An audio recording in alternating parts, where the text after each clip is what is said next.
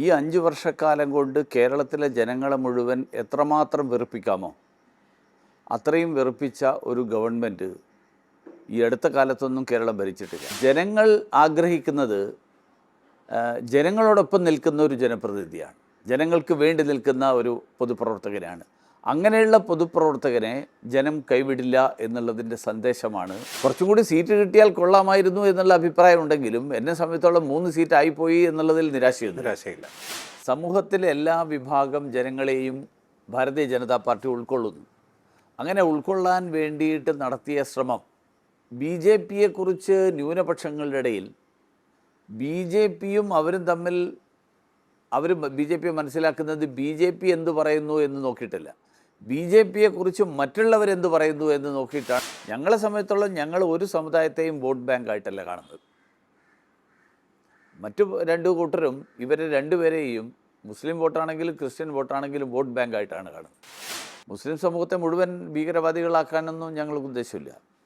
പക്ഷേ മുസ്ലിം സമൂഹം ഭീകരവാദികൾക്കെതിരായിട്ട് ശക്തമായിട്ട് നിലപാടെടുക്കണം. ഒരാൾ പോലും പറയില്ല ഞാൻ മുസ്ലിം ആയതുകൊണ്ട് എനിക്ക് മുരളീധരൻ്റെ ഭാഗത്ത് നിന്ന് വേണ്ട സഹായം കിട്ടിയില്ല, ഞാൻ ക്രിസ്ത്യാനി ആയതുകൊണ്ട് എനിക്ക് വേണ്ട സഹായം കിട്ടിയില്ല, ഒരാൾ പറയില്ല. കോൺഗ്രസിൻ്റെ ആഭ്യന്തര കാര്യങ്ങളിലടക്കം ലീഗ് കൈകടത്താൻ തുടങ്ങുന്നു എന്നാണ്. അതൊരു വളരെ ഗൗരവമുള്ളൊരു വിഷയമാണ്.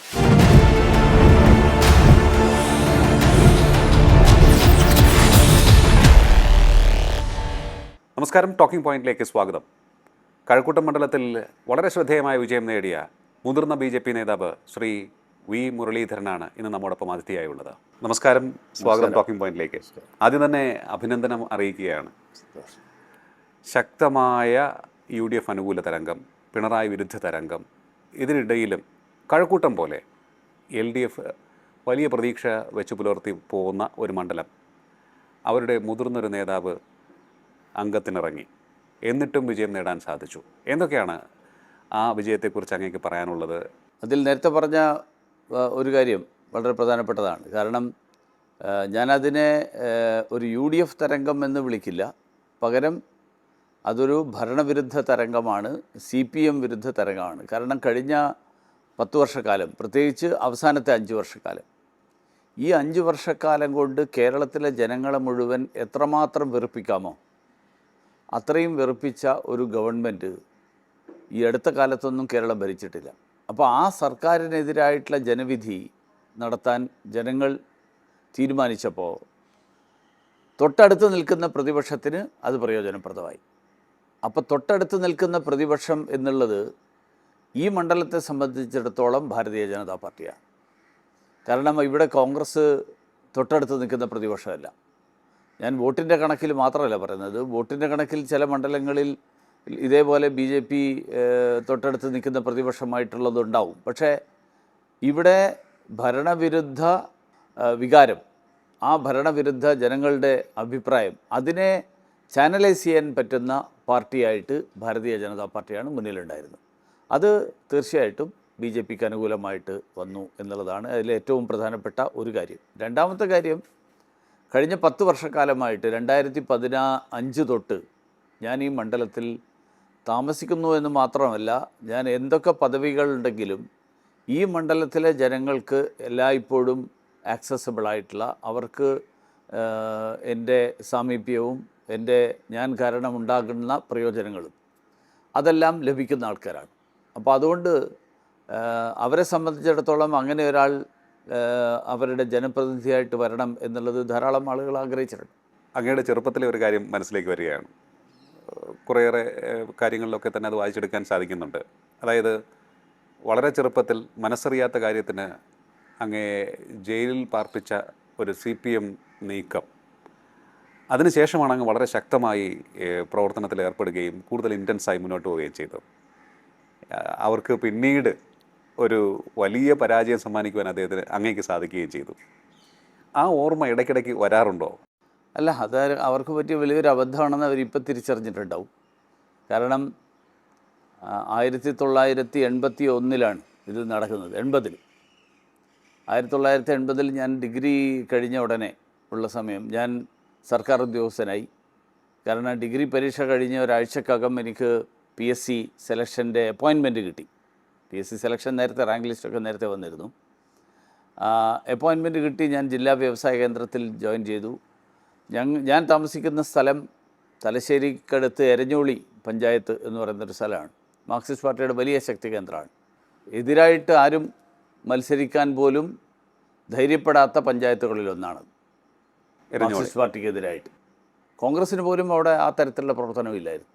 BJP എന്ന് പറയുന്നത് ആ കാലത്ത് കേട്ടിട്ട് പോലും ഇല്ലാത്ത, എന്ന് പറഞ്ഞാൽ 80-ലാണ് BJP വരുന്നതെങ്കിലും ഭാരതീയ ജനസംഘമൊന്നും ആ കാലത്ത് വളരെ പേരിന് എവിടെയും കുറച്ച് പേരുണ്ടായിരുന്നു എന്നുള്ളത് ഒഴിച്ചു കഴിഞ്ഞാൽ KG മാരാർ ഒരു തവണ ജനതാ പാർട്ടിയുടെ നേതാവ് എന്നുള്ള നിലയിൽ ഞങ്ങളുടെ പ്രദേശത്ത് വന്ന് പ്രസംഗിച്ചിട്ടുണ്ട്. അങ്ങനെ ഒരു സ്ഥലത്ത് ABVPയുടെ ഒരു സംസ്ഥാന നേതാവായിട്ടുള്ള ഒരാൾ, ഒരു ചെറുപ്പക്കാരൻ ഇങ്ങനെ പ്രവർത്തിച്ചു വരുന്നു എന്നുള്ളത് അവർക്ക് ഒരിക്കലും സഹിക്കാൻ പറ്റാത്തതായിരുന്നു. അതുകൊണ്ട് ഏത് വിധേനയും ഇത് അവസാനിപ്പിക്കുക. അപ്പോൾ അതിനവർ സ്വീകരിച്ച മാർഗമായിരുന്നു സർക്കാർ ജോലിയുള്ള ഒരാൾ. കാരണം എൻ്റെ കുടുംബം എന്ന് പറഞ്ഞാൽ അമ്മ സ്കൂൾ അധ്യാപിക, അച്ഛൻ സർക്കാർ ഉദ്യോഗസ്ഥൻ. അപ്പോൾ അങ്ങനെയുള്ള കുടുംബങ്ങളിൽ ഈ സുരക്ഷിതമായിട്ടുള്ളൊരു ജോലി ഏറ്റവും പ്രധാനപ്പെട്ട ഒരു കാര്യമാണ്. അപ്പോൾ സർക്കാർ ജോലി കിട്ടുമ്പോൾ ഒരിക്കലും അത് കളയണം, അത് നഷ്ടപ്പെടണം എന്ന് ആഗ്രഹിക്കാത്ത ഒരു പശ്ചാത്തലമുള്ള കുടുംബമാണ്. അപ്പോൾ ജോലി കിട്ടി, അതിനുശേഷം എന്നെ പിടിച്ച് അകത്തിട്ട് കഴിഞ്ഞാൽ, ഒരുപക്ഷെ അത് കഴിഞ്ഞ് പുറത്തിറങ്ങി കഴിഞ്ഞാൽ ഞാൻ ഈ തരത്തിലുള്ള ഒരു അനുഭവത്തിൻ്റെ അടിസ്ഥാനത്തിൽ പിന്നെ ഒന്നിനും ഇറങ്ങി പുറപ്പെടില്ല എന്നുള്ള ഒരു തെറ്റിദ്ധാരണയിലാണ് അവരിത് അറസ്റ്റ് ചെയ്തതെന്നാണ് ഞാൻ വിശ്വസിക്കുന്നത്. അല്ലെങ്കിൽ അവർക്കും അറിയാം ഞാൻ ഇതിലൊന്നും പങ്കാളിയായിരുന്നില്ല. പക്ഷേ എന്നെ ഒന്ന് വിരട്ടാൻ വേണ്ടിയിട്ട് ചെയ്തതാണ്.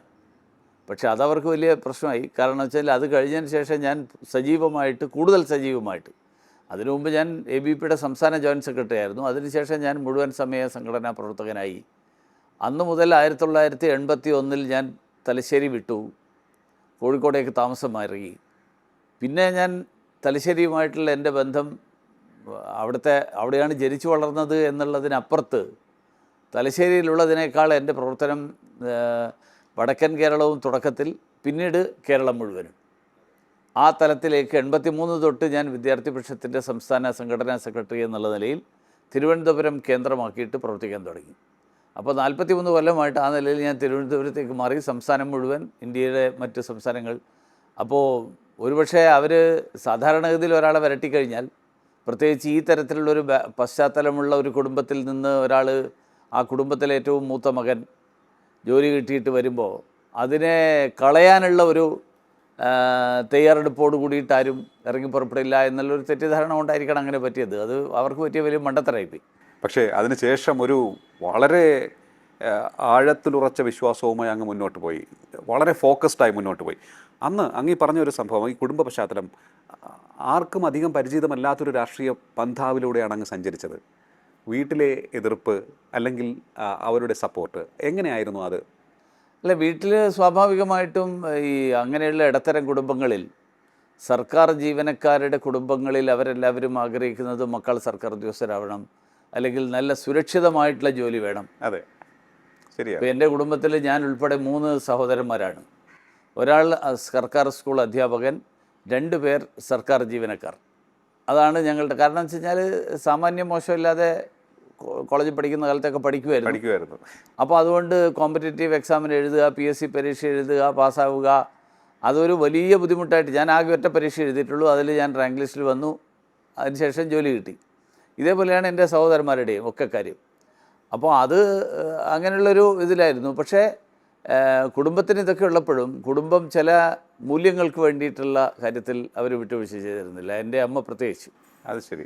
അമ്മയോട് ഈ അറസ്റ്റ് കഴിഞ്ഞപ്പോൾ പലരും പറഞ്ഞു, ഇങ്ങനെ മുരളി ഇങ്ങനത്തെ സംഘടനാ പ്രവർത്തനത്തിനൊക്കെ പോയതുകൊണ്ടാണല്ലോ ഈ ജയിലിൽ പോകേണ്ടി വന്നത്. അമ്മ പറഞ്ഞു, അവൻ്റെ ഇഷ്ടമുള്ള ഒരു ആശയത്തിന് വേണ്ടി പ്രവർത്തിക്കുന്നു, തെറ്റ് ചെയ്യാത്തിടത്തോളം കാലം ഒരു കാര്യത്തിലും ഭയപ്പെടേണ്ട ആവശ്യമില്ല. ഈ സമീപനം അമ്മയെടുത്തു. അമ്മ ജയിലിൽ എന്നെ കാണാൻ വരുമായിരുന്നു, അതൊക്കെ ശരിയാണ്. പക്ഷേ എങ്കിൽ പോലും ഞാൻ ഈ തരത്തിലുള്ള ക്രിമിനൽ കുറ്റങ്ങളൊന്നും ചെയ്തിട്ടില്ല. അപ്പോൾ അതൊരു രാഷ്ട്രീയ പകപോക്കലിൻ്റെ ഭാഗമാണ്. രാഷ്ട്രീയ പകപോക്കലിന് ഒരു കാരണവശാലും വഴങ്ങിക്കൊടുക്കരുത് എന്നുള്ള സമീപനം തന്നെ അമ്മയും സ്വീകരിച്ചു. അപ്പോഴേക്ക് അച്ഛൻ മരിച്ചിരുന്നു, അതുകൊണ്ട് അമ്മ മാത്രമേ ഉണ്ടായിരുന്നുള്ളൂ എന്നെ അറസ്റ്റ് ചെയ്യുമ്പോൾ. അത്തരത്തിലുള്ള ഒരു വെല്ലുവിളി നിറഞ്ഞ സാഹചര്യം കൂടി ഉണ്ടായിരുന്നു. പക്ഷേ പിന്നീട് ഇങ്ങോട്ട് ഒരു വെല്ലുവിളിയെയും വകവച്ചില്ല. ഇപ്പോൾ ഈ കുടുംബത്തിൻ്റെ കാര്യം പറഞ്ഞപ്പോൾ കുടുംബം ഒപ്പം നിന്നു എന്ന് പറയുമ്പോൾ ആ ആശയത്തിന് വേണ്ടി, പൊതുപ്രവർത്തനത്തിന് വേണ്ടി ജീവിതത്തിൽ പിന്നീട് എടുത്ത തീരുമാനങ്ങൾ വളരെ വളരെ നിർണായകമായിരുന്നു എന്നും ഞാൻ കേട്ടിട്ടുണ്ട്. സഹധർമ്മിണി പോലും അങ്ങേക്കൊപ്പം നിന്നു. നിങ്ങൾ ഒരുമിച്ചൊരു തീരുമാനമെടുത്തു, കുഞ്ഞുങ്ങളുണ്ടെങ്കിൽ പൊതുപ്രവർത്തനത്തെ അത് ബാധിക്കുമെന്ന്. ഇത്രയും അല്ല, അങ്ങനെയല്ല. കുഞ്ഞുങ്ങളുണ്ടെങ്കിൽ പൊതുപ്രവർത്തനം ബാധിക്കും എന്നുള്ളതല്ല. ഞങ്ങൾ രണ്ടുപേരും ജീവിതത്തിൽ ഒരുമിച്ച് വരാൻ തീരുമാനിച്ചു കഴിഞ്ഞപ്പോൾ ആ തീരുമാനം ഞങ്ങളെടുത്തത് ഞങ്ങൾ അതുവരെ നടത്തിയിരുന്ന പ്രവർത്തനം തുടർന്ന് മുന്നോട്ട് പോകണം എന്നുള്ള ഉദ്ദേശത്തിലാണ്. ഓക്കെ. അപ്പോൾ അതിന് പരസ്പരം മനസ്സിലാക്കുന്ന രണ്ട് ആളുകൾ ഒരുമിച്ച് വരിക എന്നുള്ള ഒരു കാഴ്ചപ്പാടിൻ്റെ അടിസ്ഥാനത്തിലാണ്. അങ്ങനെ വരുന്നപ്പോൾ ഞങ്ങൾ ഒരുമിച്ച് വന്ന് ഒരു കുടുംബം ഉണ്ടാക്കുക, കുട്ടികളുണ്ടാവുക, ഭാവി തലമുറയെക്കുറിച്ച് ആലോചിക്കുക, ഇത്തരം കാര്യങ്ങൾ ചെയ്യുന്നതിന് പകരം ഇത്രയും കാലം ചെയ്തിരുന്ന കാര്യങ്ങൾ തുടർന്നും ചെയ്യുക. അപ്പോൾ അങ്ങനെ ചെയ്യാൻ വേണ്ടിയിട്ട് ഒരുമിച്ച് വന്നപ്പോൾ ഒരു കുഞ്ഞുങ്ങൾ ഉണ്ടാവുക എന്നുള്ളത് ഞങ്ങളുടെ സ്വാഭാവികമായിട്ടുള്ള ചിന്തയിൽ ഇല്ലാതിരുന്നൊരു കാര്യമാണ്. അതുകൊണ്ട് ഞങ്ങൾ തുടർന്ന് സംഘടനാ പ്രവർത്തനം ആ രീതിയിൽ തന്നെ തുടർന്നു കൊണ്ടുപോയി. ഇപ്പോഴും ഭാര്യ എന്നോട് പറയാറുണ്ട്, കല്യാണം കഴിഞ്ഞിട്ട് ആദ്യത്തെ മാസം പോലും 20-25 ദിവസം യാത്രയിലായിരുന്നു. അപ്പോൾ അത് അങ്ങനെ നടന്നു, അതിൻ്റെ രീതിയിൽ അങ്ങനെ പോയി എന്നുള്ളൂ. അന്ന് ആ ഒരു തീരുമാനം, ആ ഒരു ആശയത്തിന് വേണ്ടിയുള്ള പ്രവർത്തനം ഇപ്പോഴും അത് യാതൊരു വിധത്തിലുള്ള ഒരു പശ്ചാത്താപത്തിന് ഒന്നിനും വഴി വെച്ചിട്ടേ ഇല്ല. തീർച്ചയായും ഒട്ടുമില്ല. കാരണം എന്ന് വെച്ച് കഴിഞ്ഞാൽ ഞങ്ങൾ ആലോചിച്ചുറപ്പിച്ചെടുത്തൊരു തീരുമാനമാണ്. അതുകൊണ്ട് അതൊരു തെറ്റിപ്പോയി എന്നോ അല്ലെങ്കിൽ നമ്മളിങ്ങനെ ആലോചിക്കേണ്ടതില്ലായിരുന്നു എന്നോ ഒരിക്കലും തോന്നിയിട്ടില്ല. ഞങ്ങൾ ചെയ്യുന്ന കാര്യങ്ങൾ വളരെ സന്തോഷത്തോടുകൂടി തുടർന്ന് ചെയ്തുകൊണ്ട് പോകും. ഇനി രാഷ്ട്രീയ കാര്യം നോക്കുകയാണെന്നുണ്ടെങ്കിൽ, അങ്ങ് പറഞ്ഞു 2015 മുതൽ കഴക്കൂട്ടത്ത് ഇവിടെ ക്യാമ്പ് ചെയ്ത് പ്രവർത്തിച്ചു വരികയാണ്. അത് വളരെയേറെ ഗുണം ചെയ്തതായാണ് കാണുന്നത്. ഈ വിജയം എല്ലാവർക്കും ഒരു മാതൃകയാണെന്നും ശ്രീ രാജീവ് ചന്ദ്രശേഖർ പറയുകയുണ്ടായി. എന്ത് മെസ്സേജാണ് ഇതിലൂടെ പാർട്ടി പ്രവർത്തകർക്കും നേതാക്കൾക്കും കൊടുക്കാൻ ഉദ്ദേശിക്കുന്നത്? അല്ല, 2015 ഞാനിവിടെ ഫോക്കസ് ചെയ്ത് പ്രവർത്തിക്കാൻ തുടങ്ങി. 2016 മത്സരിച്ചപ്പോൾ ഇവിടെ നടന്നൊരു പ്രചരണം, മുരളീധരൻ കോഴിക്കോടുകാരനാണ്, അദ്ദേഹത്തെ ജയിപ്പിച്ചതുകൊണ്ട് കാര്യമില്ല, അദ്ദേഹം ജയിച്ചു കഴിഞ്ഞാൽ അവിടെയായിരിക്കും, നിങ്ങൾക്ക് MLA കാണാൻ പോലും കിട്ടില്ല. പക്ഷേ അതൊക്കെ വെറും പ്രചരണമായിരുന്നു എന്ന് ജനങ്ങൾ തിരിച്ചറിഞ്ഞു. കാരണം ഞാൻ ഇവിടുത്തെ ആളുകൾക്ക് അവൈലബിൾ ആയിരുന്നു എന്ന് മാത്രമല്ല, ഇവിടുത്തെ സാമൂഹ്യമായിട്ടുള്ള ചടങ്ങുകൾ, മരണമാണെങ്കിലും വിവാഹമാണെങ്കിലും ഗൃഹപ്രവേശമാണെങ്കിലും അങ്ങനെയുള്ള എല്ലാ ചടങ്ങുകളിലും ഞാൻ എത്തുന്നു എന്നുള്ളത് ജനങ്ങൾ തിരിച്ചറിഞ്ഞു. കേന്ദ്രമന്ത്രിയായിരുന്നപ്പോഴും കോവിഡിൻ്റെ ഒരു 1.5 വർഷക്കാലമുള്ള ചില നിയന്ത്രണങ്ങൾ, സർക്കാർ തന്നെ ഏർപ്പെടുത്തിയ നിയന്ത്രണങ്ങൾ കാരണം ആ കാലത്ത് പല പരിമിതികളുണ്ടായിരുന്നു. അത് ഒഴിച്ചു കഴിഞ്ഞാൽ ബാക്കിയുള്ള പീരീഡിൽ മുഴുവൻ സജീവമായിട്ട് ഞാൻ ഈ പ്രദേശത്തെ ജനങ്ങളോടൊപ്പം ഉണ്ടായിരുന്നു. ജനങ്ങൾക്ക് എന്നെ സമീപിക്കാം, അവരുടെ പ്രശ്നങ്ങളിൽ സാധിക്കുന്ന രീതിയിൽ ഞാൻ ഇടപെടും. അപ്പോൾ ഇത് ജനങ്ങൾ ആഗ്രഹിക്കുന്നത് ജനങ്ങളോടൊപ്പം നിൽക്കുന്ന ഒരു ജനപ്രതിനിധിയാണ്, ജനങ്ങൾക്ക് വേണ്ടി നിൽക്കുന്ന ഒരു പൊതുപ്രവർത്തകനാണ്. അങ്ങനെയുള്ള പൊതുപ്രവർത്തകനെ ജനം കൈവിടില്ല എന്നുള്ളതിൻ്റെ സന്ദേശമാണ് എനിക്ക് തോന്നുന്നത് എല്ലാ രാഷ്ട്രീയ പാർട്ടികളിലുള്ള ആളുകൾക്ക് ജനങ്ങൾ നൽകുന്നത്. ഇനി തുടർന്നങ്ങോട്ട് BJP അങ്ങ് സീനിയർ നേതാവാണ്, ഇത്തരത്തിലൊരു നയം സ്വീകരിക്കുമോ? ഓരോ മണ്ഡലത്തിനും കൃത്യമായി നേതാക്കളെ ഡെവലപ്പ് ചെയ്ത് അവർക്ക് അവിടെ കൂടുതൽ ശ്രദ്ധ കേന്ദ്രീകരിച്ച് പ്രവർത്തിക്കുക. കാരണം വിജയം അനിവാര്യമാണ്, സഭയിൽ ആളുണ്ടാവണം ശബ്ദമുയർത്തുവാൻ. അങ്ങനെ ഒരു അല്ല, അത് ഭാരതീയ ജനതാ പാർട്ടി കഴിഞ്ഞ കുറച്ച് കാലമായിട്ട് ഈ കാര്യത്തിൽ പ്രത്യേകം ഫോക്കസ് ചെയ്തുകൊണ്ടിരിക്കുകയാണ്. അതായത് സ്ഥാനാർത്ഥികളെ നിർണ്ണയിക്കുമ്പോൾ അവരുടെ വിജയസാധ്യത, അവർ ആ പ്രദേശത്ത് തന്നെ ഉള്ളവരാണെങ്കിൽ ഏറ്റവും അഭികാമ്യം, അങ്ങനെയുള്ള ആളുകൾ സ്ഥാനാർത്ഥികളായിട്ട് വരണം. അത് ഇത്തവണ കുറേ സ്ഥലങ്ങളിൽ നടന്നു.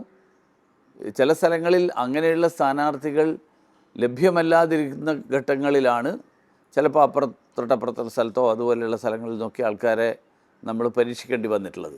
പക്ഷേ ക്രമേണ ഓരോ പ്രദേശത്തും, മാത്രമല്ല പാർട്ടി പ്രവർത്തകർക്ക് മനസ്സിലാവും, ചാത്തന്നൂരിൽ ഗോപകുമാർ ഇതേപോലെ കഴിഞ്ഞ 10 വർഷമല്ല, അദ്ദേഹം ദീർഘകാലമാണ്, അദ്ദേഹം ആ നാട്ടുകാരൻ തന്നെയാണ്, എങ്കിൽ പോലും അവിടെ ജനിച്ചു വളർന്ന ആളാണ്, എങ്കിൽ പോലും 10 വർഷം അദ്ദേഹം ഫോക്കസ്ഡ് ആയിട്ട് അവിടെ വർക്ക് ചെയ്യാം. അപ്പോൾ അങ്ങനെയുള്ള പ്രവർത്തനം നടത്തിയ ആളുകൾക്ക് ജനങ്ങൾ അംഗീകാരം നൽകിയിട്ടുണ്ട്. അത് BJPയുടെ മറ്റ് പ്രവർത്തകർക്ക് കൃത്യമായിട്ട് മനസ്സിലാക്കാൻ കഴിയുന്ന ഒരു കാര്യമാണ്. ഓക്കെ. വേറൊന്ന്, ഈ ശക്തമായ ഒരു പിണറായി വിരുദ്ധ വികാരമുണ്ടായിരുന്നു. അത് വളരെ ശക്തവും പ്രകടവുമാണ്. പക്ഷേ 12 സീറ്റ് പ്രതീക്ഷിച്ചെടുത്ത് 3 സീറ്റായി ചുരുങ്ങിപ്പോയി എന്ന ഒരു നിരാശയുണ്ടോ? അല്ല, അതിൽ പാർട്ടിയുടെ സംസ്ഥാന ഘടകം ഏത് കണക്കുകൂട്ടലുകളുടെ അടിസ്ഥാനത്തിലാണ് ഈ 12 സീറ്റൊക്കെ പ്രതീക്ഷിച്ചത് എന്നുള്ളത് മനസ്സിലാക്കിയാലേ അതിൽ കുറഞ്ഞു പോയോ ഇല്ലയോ എന്നുള്ളതൊക്കെ മനസ്സിലാക്കാൻ കഴിയുള്ളൂ. കാരണം എൻ്റെ ഒരു വിലയിരുത്തലിൽ 12 സീറ്റിനുള്ള സാധ്യത ഞാൻ എവിടെയും വിലയിരുത്തിയിട്ടില്ല. എന്തായാലും ഒരു സീറ്റ് എന്ന് പറയുന്ന നേരത്തെ ഉണ്ടായിരുന്ന അവസ്ഥയായിരിക്കില്ല. അവിടെ നിന്ന് മുന്നോട്ട് പോകും എന്നുള്ള കാര്യത്തിൽ സംശയമില്ലായിരുന്നു. കുറച്ചും കൂടി സീറ്റുകൾ ഉണ്ടായിരുന്നെങ്കിൽ നന്നായിരിക്കും എന്ന് തീർച്ചയായിട്ടും അന്നും തോന്നിയിട്ടുണ്ട്. പക്ഷേ അവസാനം വരുമ്പോൾ സാഹചര്യം, രാഷ്ട്രീയമായിട്ടുള്ള കാര്യങ്ങൾ, ഇതിൻ്റെയൊക്കെ അടിസ്ഥാനത്തിൽ അവസാനം എത്തിച്ചേരുന്നത് നമുക്കെതിരായിട്ടുള്ള വെല്ലുവിളികൾ. ഇപ്പോൾ ഉദാഹരണത്തിന് ചില മതസംഘടനകൾ ഒരു കാരണവശാലും BJP ജയിക്കരുത് നിലപാടെടുത്തിട്ടുണ്ട്.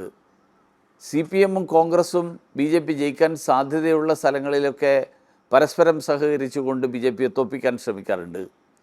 ഇതെല്ലാം ഒരു യാഥാർത്ഥ്യ ബോധത്തോടുകൂടി വിലയിരുത്തി കഴിഞ്ഞാൽ ജയസാധ്യതയുള്ള മണ്ഡലങ്ങളുടെ എണ്ണം കുറച്ചും കൂടി പ്രായോഗിക തലത്തിൽ എത്ര വരെ ആകാം എന്നുള്ളത് വിലയിരുത്താൻ കഴിയും. അപ്പോൾ അതിൽ ഞാൻ 12 എനിക്ക് തോന്നിയിട്ടില്ല അങ്ങനെ ഒരു 12 സീറ്റിൻ്റെ സാധ്യത. അതുകൊണ്ട് കുറച്ചും കൂടി സീറ്റ് കിട്ടിയാൽ കൊള്ളാമായിരുന്നു എന്നുള്ള അഭിപ്രായം ഉണ്ടെങ്കിലും എന്നെ സംബന്ധിച്ചോളം 3 സീറ്റായിപ്പോയി എന്നുള്ളതിൽ നിരാശയില്ല. വേറൊന്ന്, പക്ഷേ മഞ്ചേശ്വരത്ത് ശ്രീ കെ സുരേന്ദ്രൻ ഉജ്ജ്വലമായിട്ടുള്ള മത്സരമാണ് കാഴ്ചവെച്ചത്. അദ്ദേഹത്തിന് നല്ലൊരു കോൺഫിഡൻസ് ഉണ്ടായിരുന്നു, ഒരു പോസിറ്റീവ് ബോഡി ലാംഗ്വേജ് ആയിരുന്നു പ്രചാരണ രംഗത്തൊക്കെ തന്നെ കാഴ്ചവെച്ചത്. ഏറ്റവും അധികം വോട്ട് നേടിയ BJP സ്ഥാനാർത്ഥിയും അദ്ദേഹമാണ്. 67,000 വോട്ട് നേടി, എന്നിട്ടും വിജയിക്കാൻ സാധിച്ചില്ല. എന്തൊക്കെ കാര്യങ്ങളായിരിക്കാം അവിടെ സംഭവിച്ചത്? അല്ല, അതിൻ്റെ വിശദമായിട്ടുള്ള ഒരു വിലയിരുത്തൽ നടക്കേണ്ടതുണ്ട്. കാരണം മഞ്ചേശ്വരത്ത് എന്താണ് പ്രതീക്ഷിച്ചത്, പ്രതീക്ഷക്കപ്പുറത്ത് എന്താണ് സംഭവിച്ചത്, അവിടെ ന്യൂനപക്ഷ ഏകീകരണം അഥവാ കാരണം അവിടെ SDPI സ്ഥാനാർത്ഥി പിൻവാങ്ങുകയോ അങ്ങനെയുള്ള കുറേ സാധനങ്ങൾ നടന്നിട്ടുണ്ട്. അപ്പോൾ ഇത്തരത്തിലുള്ള കാര്യങ്ങളുടെയൊക്കെ പിന്നിൽ മറ്റൊരു അജണ്ട ഉണ്ടായിരുന്നോ എന്നുള്ളത് പഠിച്ചതിന് ശേഷമായിരിക്കും അത് കൃത്യമായിട്ട് അവിടെ കണക്കൂട്ടലിന് അപ്പുറത്താണോ സംഭവിച്ചത്, അപ്പോൾ അതോ ഏതാണ്ട് ഇങ്ങനെ തന്നെയാണ് സംഭവിക്കാൻ സാധ്യത എന്ന് ഏറ്റവും ചുരുങ്ങിയത് പോളിങ്ങിന് ശേഷമെങ്കിലും വിലയിരുത്തിയിരുന്നുവോ എന്നുള്ളത് അറിയാൻ പറ്റുക. ഇടതുപക്ഷത്തിന് സാധാരണ കിട്ടിയിരുന്ന വോട്ടിൽ 20,000 വളരെ കുറവാണ്. അപ്പോൾ അവിടെ 20,000-ഓളം വോട്ടാണ്.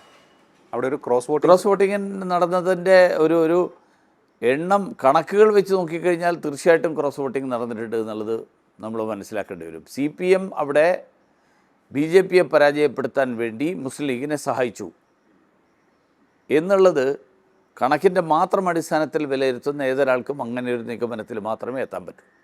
മറ്റൊരു മുതിർന്ന നേതാവാണ് ശോഭാ സുരേന്ദ്രൻ. പാലക്കാട് വലിയ പ്രതീക്ഷയുമായിരുന്നു, പ്രചരണത്തിൽ നിറഞ്ഞു നിൽക്കുകയും ചെയ്തു. അവിടെ എന്തായിരിക്കാം സംഭവിച്ചത്? അല്ല, അവിടെയും സ്ഥിരമായിട്ട് സംഭവിക്കുന്ന ഒരു കാര്യമുണ്ട്. കാരണം മുനിസിപ്പാലിറ്റിയിൽ BJP ലീഡ് ചെയ്യുന്നു, പിരായിരി, കണ്ണാടി പഞ്ചായത്തുകളിൽ BJPക്കെതിരായിട്ടുള്ള ഒരു ഏകീകരണം വരുന്നു. അവിടെയും CPM-ഉം കോൺഗ്രസും ഒരുമിച്ച് വരാറുണ്ട്. കഴിഞ്ഞ കാലങ്ങളിലും വന്നിട്ടുള്ളതാണ്. അത് കൃഷ്ണകുമാർ മത്സരിച്ചപ്പോഴും വന്നിട്ടുണ്ട്, ശ്രീധരൻ സാർ മത്സരിച്ചപ്പോഴും വന്നിട്ടുണ്ട്. ആകെ അന്ന് ശ്രീധരൻ സാർ മത്സരിച്ച കാലത്ത് ഏതാണ്ട് 3000 വോട്ടിൻ്റെ ലീഡേ ഉണ്ടായിരുന്നുള്ളൂ. ഇത്തവണ ലീഡ് കുറച്ച് കൂടി. അപ്പോൾ ഈ പഞ്ചായത്തുകളിൽ മുനിസിപ്പാലിറ്റിയുടെയും ചില ഭാഗങ്ങളിൽ ഉണ്ടായിട്ടുണ്ടാവും.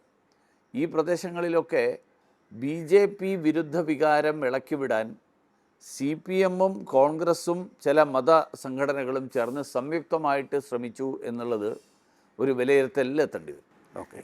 വേറൊന്ന്, മലബാറിലങ്ങ് ശ്രദ്ധിച്ചിട്ടുണ്ടാകും, വോട്ട് കൂടിയിട്ടുണ്ട്, വോട്ട് ഷെയർ കൂടിയിട്ടുണ്ട്. പ്രത്യേകിച്ച് കോഴിക്കോടൊക്കെ നവ്യ ഹരിദാസ് ഉൾപ്പെടെയുള്ളവർ നേടിയ വോട്ട് 40,000 വോട്ട് നേടി. അവിടെ തോട്ടത്തിൽ രാധാകൃഷ്ണൻ്റെ പരാജയത്തിലേക്ക് അത് വഴിവെക്കുകയും ചെയ്തു. മലബാർ കേന്ദ്രീകരിച്ച് ഇനി കൂടുതൽ കോൺസെൻട്രേറ്റ് ചെയ്ത് വർക്ക് ചെയ്യേണ്ട സാഹചര്യമല്ലേ? അല്ല, BJPയെ സംബന്ധിച്ചോളം BJPയുടെ ഒറിജിനൽ ശക്തി കേന്ദ്രം മലബാർ ആയിരുന്നു. പക്ഷേ പിന്നീട് തിരുവനന്തപുരം ഭാഗത്ത് ജനസ്വാധീനം വർദ്ധിക്കുകയും പഞ്ചായത്തുകൾ, മുനിസിപ്പാലിറ്റികൾ അല്ലെങ്കിൽ ഇപ്പോൾ കോർപ്പറേഷൻ ജയിക്കുകയും ഒക്കെ ചെയ്ത സാഹചര്യത്തിൽ മലബാറിനോടൊപ്പം തിരുവനന്തപുരം. ഇപ്പോൾ നേരത്തെ കാസർഗോഡ് ഈ രീതിയിൽ മത്സരിക്കാൻ മഞ്ചേശ്വരത്ത് KG മാരാർ മത്സരിച്ച് ചെറിയ വോട്ടിന് പരാജയപ്പെട്ട സ്ഥലമാണ്. അപ്പോൾ 80-കൾ തൊട്ട് BJP ഫോക്കസ് ചെയ്യുന്ന സ്ഥലമാണ്. കോഴിക്കോട് പക്ഷേ ഈ അടുത്ത കാലത്ത് കൂടുതൽ വലിയ തോതിൽ വർധനവുണ്ടായി.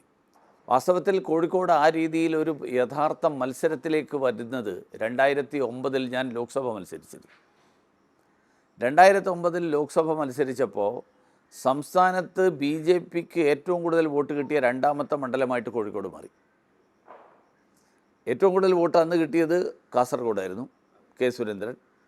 രണ്ടാമത് ഏറ്റവും കൂടുതൽ വോട്ട് കിട്ടിയത് കോഴിക്കോടായിരുന്നു. അന്ന് BJP ഇതിനേക്കാൾ എന്ന് പറഞ്ഞാൽ കോഴിക്കോടിനേക്കാൾ ശക്തിയുള്ള സ്ഥലങ്ങളായിട്ട് കണക്കാക്കിയിട്ടുള്ള സ്ഥലങ്ങളാണ് തിരുവനന്തപുരവും അതുപോലെ പാലക്കാടുമൊക്കെ. പക്ഷേ അതിനേക്കാൾ വോട്ട് അന്ന് കോഴിക്കോട് കിട്ടി. അപ്പോൾ അന്ന് മുതൽ ഇങ്ങോട്ട് കോഴിക്കോട് ഒരു മാറ്റം ഉണ്ടായിക്കൊണ്ടിരിക്കുകയാണ്. അത് ഈ തവണത്തെ കോർപ്പറേഷൻ തിരഞ്ഞെടുപ്പിൽ വളരെ പ്രകടമായി. കോർപ്പറേഷൻ തിരഞ്ഞെടുപ്പിൽ 13-14 കൗൺസിലർമാർ കോഴിക്കോട് ജയിച്ചു. ഇതേപോലെ കൊല്ലം കോർപ്പറേഷൻ ജയിച്ചു. ആരും പ്രതീക്ഷിക്കാതിരുന്നതാണ്. ശരിയാണ്. അപ്പം BJPയുടെ ശക്തി കേന്ദ്രമായിട്ട് നേരത്തെ കണക്കാക്കിയിരുന്നത് കാസർഗോഡ്, പാലക്കാടായിരുന്നു. അവിടെ നിന്ന് ഞങ്ങളുടെ ശക്തിയുള്ള കേന്ദ്രങ്ങളായിട്ട് പിന്നീട് തിരുവനന്തപുരവും തൃശ്ശൂരും അതിൻ്റെ കൂടെ അഡീഷണലായിട്ട് വന്നു. ഇപ്പോൾ കോഴിക്കോടും കൊല്ലവും അതിന് അനുസൃതമായിട്ടാണ് ഇത്തവണത്തെ നിയമസഭാ തെരഞ്ഞെടുപ്പിലെയും പ്രകടനം. കൊല്ലത്തിൽ നമുക്കൊരു സീറ്റ് കിട്ടി. കോഴിക്കോട് നല്ലൊരു രീതിയിലുള്ള മുന്നേറ്റം ഉണ്ടായി. അപ്പോൾ അത് വരും കാലങ്ങളിൽ തീർച്ചയായിട്ടും ഇതെല്ലാം, അതായത് ഈ തെരഞ്ഞെടുപ്പിന് ശേഷം BJPയെ സംബന്ധിച്ചിടത്തോളം BJPയുടെ ആദ്യ യോഗം ഇനി അടുത്ത ആഴ്ച നടക്കാൻ പോകുന്നേ ഉള്ളൂ. 15-16 തീയതികളിൽ പാർട്ടിയുടെ സംസ്ഥാന തലത്തിലുള്ള യോഗങ്ങളുണ്ട്. BJP പഠിക്കേണ്ടി വരിക മണ്ഡലം അടിസ്ഥാനത്തിൽ ഈ തെരഞ്ഞെടുപ്പ് നൽകുന്ന സൂചനകൾ എന്തൊക്കെയാണ്. തെരഞ്ഞെടുപ്പ് നൽകുന്ന സൂചന എന്ന് പറഞ്ഞാൽ രാഷ്ട്രീയ സൂചനകൾ എന്തൊക്കെയാണ്, സംഘടനാപരമായിട്ടുള്ള നമുക്ക് പഠിക്കേണ്ട കാര്യങ്ങൾ, മനസ്സിലാക്കേണ്ട കാര്യങ്ങൾ എന്തൊക്കെയാണ്. സംഘടനാപരമായിട്ട് ഇത്തരം കാര്യങ്ങളൊക്കെ മനസ്സിലാക്കിക്കൊണ്ട് സംഘടനാപരമായിട്ടുള്ള നിലപാടുകൾ എടുക്കുക. രാഷ്ട്രീയമായിട്ട് കേരളത്തിൻ്റെ പൊതുസമൂഹത്തെ സംബന്ധിച്ചിടത്തോളം, കാരണം അരുവിക്കരയിൽ കഴിഞ്ഞ തവണ ശബരിനാഥ് തോറ്റു. G. കാർത്തികേയൻ ദീർഘകാലം പ്രതിനിധീകരിച്ച മണ്ഡലമാണ്. അവിടെ ശബരിനാഥ് തോറ്റു. ശബരിനാഥിൻ്റെ തോൽവിക്ക് തൊട്ട് പിറകെ ഇപ്പോൾ വീണ്ടും ശിവകുമാർ പോയി മത്സരിച്ച് ശിവകുമാറും തോറ്റു. അപ്പോൾ ഇതിൽ നിന്ന് എന്താണ് സൂചന എന്നുള്ളത് ഉൾക്കൊള്ളേണ്ടി വരും. ഇതുപോലെ കേരളത്തിനകത്തും പുറത്തും ഉള്ള, കേരളത്തിനകത്തും അതായത് തിരുവനന്തപുരം ജില്ലക്കകത്തും പുറത്തുമുള്ള നിരവധി ജില്ലകൾ, ആ ജില്ലകൾ നൽകുന്ന സന്ദേശം എന്താണ്. ഇപ്പോൾ പിണറായി വിജയൻ ആദ്യത്തെ 6 റൗണ്ടിൽ പുറകോട്ട് പോയി. എന്താ ഈ 6 റൗണ്ടിലെ പ്രദേശങ്ങളും പിന്നീടുള്ള പ്രദേശങ്ങളും തമ്മിൽ വ്യത്യാസം? എങ്ങനെ പാലോട് UDF ജയിച്ചു? ഈ സൂചനകൾ മനസ്സിലാക്കണം. ഈ സൂചനകൾ മനസ്സിലാക്കിക്കൊണ്ട് സംഘടനാപരമായിട്ടുള്ള നിലപാടുകളും സംഘടനാപരമായിട്ടുള്ള തീരുമാനങ്ങളും BJP എടുക്കേണ്ടി വരും. അപ്പോഴേ BJPക്ക് മുന്നോട്ട് പോകാൻ പറ്റും. വേറൊരു കാര്യമുണ്ട് സർ, ഈ ക്രിസ്ത്യൻ ഔട്ട്റീച്ചിന് വേണ്ടി ഒട്ടേറെ ശ്രമം നടത്തിയതായി നമുക്ക് മനസ്സിലാക്കാൻ കഴിയുന്നുണ്ട്. പക്ഷേ അത് തിരഞ്ഞെടുപ്പ് റിസൾട്ടിൽ പ്രതിഫലിക്കുന്നുണ്ടോ എന്നുള്ളതിന് സംശയമാണ്. നമ്മൾ കോട്ടയത്ത് അത് കണ്ടു, തൃശ്ശൂർ അത് പ്രതിഫലിച്ചു. ഇനിയിപ്പോൾ ഈ ക്രിസ്ത്യൻ ഔട്ട്റീച്ച് എന്നതിനപ്പുറത്തേക്ക് ഒരു സോഷ്യൽ ഔട്ട്റീച്ച് ആണോ വേണ്ടത്? അല്ല, അതിൽ ക്രിസ്ത്യൻ ഔട്ട്റീച്ച് എന്നുള്ള പേര് ഞങ്ങളിട്ട പേരല്ല, അത് മീഡിയ ഇട്ട പേരാണ്. അപ്പോൾ ഞങ്ങളങ്ങനെ ഒരു ക്രിസ്ത്യൻ ഔട്ട്റീച്ച് ഒന്നും നടത്തിയിട്ടില്ല. ഞങ്ങൾ ചെയ്തത് സമൂഹത്തിലെ എല്ലാ വിഭാഗം ജനങ്ങളെയും ഭാരതീയ ജനതാ പാർട്ടി ഉൾക്കൊള്ളുന്നു. അങ്ങനെ ഉൾക്കൊള്ളാൻ വേണ്ടിയിട്ട് നടത്തിയ ശ്രമം BJPയെക്കുറിച്ച് ന്യൂനപക്ഷങ്ങളുടെ ഇടയിൽ BJPയും അവരും തമ്മിൽ BJPയെ മനസ്സിലാക്കുന്നത് BJP എന്ത് പറയുന്നു എന്ന് നോക്കിയിട്ടില്ല, BJPയെക്കുറിച്ച് മറ്റുള്ളവരെന്ത് പറയുന്നു എന്ന് നോക്കിയിട്ടാണ് അവർ BJPയെ വിലയിരുത്തിയത്. അതൊരു വിഷയമാണ്. അപ്പം അതിൻ്റെ ഒരു കാരണം വേണമെങ്കിൽ BJPയുടെ ഭാഗത്തുള്ള ഒരു പോരായ്മ എന്ന് പറയാവുന്നത് BJP ഡയറക്റ്റ് അവരുമായിട്ട് ഒരു കമ്മ്യൂണിക്കേഷൻ ഉണ്ടാക്കിയില്ല, ഒരു കണക്ഷൻ ഉണ്ടാക്കിയില്ല. ഒരു ഇഷ്യൂ വരുമ്പോൾ ആര് സമീപിക്കും, ആരെങ്ങനെ തമ്മിൽ സംസാരിക്കും എന്നുള്ളത് അറിയില്ല. ഈ സാഹചര്യത്തിൽ മാറ്റം വരണമെന്ന് ഞങ്ങൾ തീരുമാനിച്ചു. ഇപ്പോൾ ഉദാഹരണത്തിന് ഞാൻ അതിൻ്റെ പ്രതിഫലനം ഞാൻ പറയാം. ഈ തവണ 2016 ഞാനിവിടെ മത്സരിച്ചപ്പോൾ ഞായറാഴ്ചകളിൽ ക്രൈസ്തവ ദേവാലയങ്ങളിൽ രാവിലത്തെ പ്രാർത്ഥന നടക്കുമ്പോൾ ഞാനവിടെ പോയി നിന്നിട്ട് ആൾക്കാരോട് നമസ്കാരം, ഞാൻ മുരളീധരൻ BJP എന്നൊക്കെ പറഞ്ഞിട്ട് പറയാൻ ശ്രമിക്കുമായിരുന്നു. പക്ഷേ ഈ തവണ അങ്ങനെയല്ല. ഈ തവണ ആ പള്ളിയിലെ തന്നെ ചില ആളുകൾ, സർ നാളെ ഞായറാഴ്ച 10:30 മണിക്ക് വരണം, അല്ലെങ്കിൽ 9:30 മണിക്ക് വരണം, ഓ അങ്ങനെ ഒരു സാറ് വന്നിട്ട് നമുക്ക് ആൾക്കാരെ കാണാം. അങ്ങനെ ഒരു കമ്മ്യൂണിക്കേഷൻ ഉണ്ടായി. തീർച്ചയായിട്ടും ഉണ്ടായി. അതൊരു ഡെവലപ്മെൻ്റ് ആണ്. അപ്പോൾ അത് ആ സമുദായത്തിൽ തന്നെയുള്ള ആളുകൾ ഞങ്ങൾ ക്ഷണിച്ചു. അപ്പോൾ അവിടെ പോയി അവർ എന്നെ പരിചയപ്പെടുത്തി പലരോട്.